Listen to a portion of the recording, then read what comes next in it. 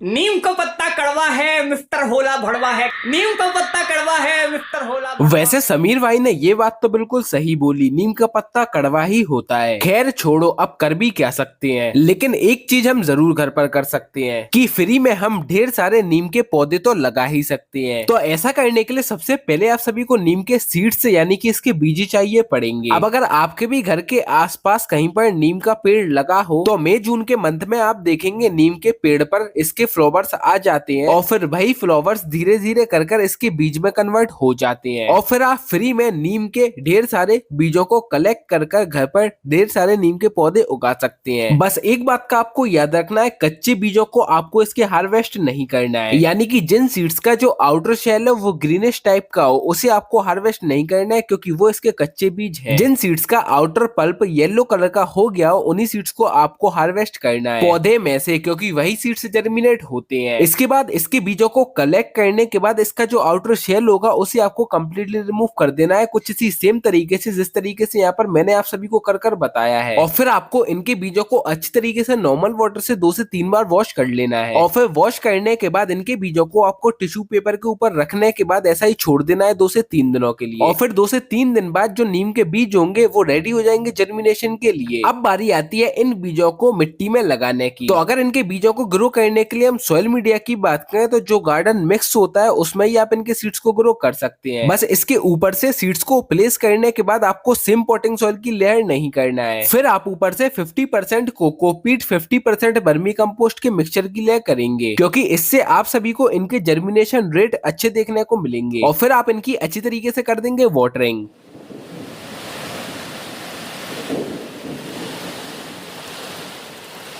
ये हमारे कुछ 13 दिन बाद के रिजल्ट और फाइनली जो नीम के सीड्स है वो यहाँ पर सक्सेसफुली जर्मिनेट हो चुके हैं। तो अगर आप भी अपने घर पर नीम के पौधों की सीडलिंग कर रहे हैं तो आप सभी को भी पेशेंस रखना पड़ेंगे, क्योंकि इसके जो सीड्स होते हैं लगभग 10 से 12 दिन में जर्मिनेट होते हैं। ये हमारे 26 दिन बाद के रिजल्ट और आप सभी देख सकते हैं हमारे नीम के पौधों की जो ग्रोथ है वो यहाँ पर कितनी अच्छी चल रही है। और अब जो हमारे नीम के पौधे ट्रांसप्लांटिंग के लिए रेडी हो चुके हैं, यानी अब हम इनके पौधों को बिग साइज के पॉट्स में या डायरेक्टली ग्राउंड में भी लगा सकते हैं। बाकी आज की वीडियो आप सभी को कैसी लगी तो नीचे कमेंट बॉक्स में कमेंट कर जरूर बताइएगा और हमारे चैनल को सब्सक्राइब करना बिल्कुल भी ना भूलें, क्योंकि ऐसे ही मजेदार वीडियोस आपको हमारे चैनल पर देखने को मिलती रहेंगी। बाकी ये रिजल्ट आप सभी को अच्छे लगे हो तो इस वीडियो को लाइक करना बिल्कुल भी ना भूलें।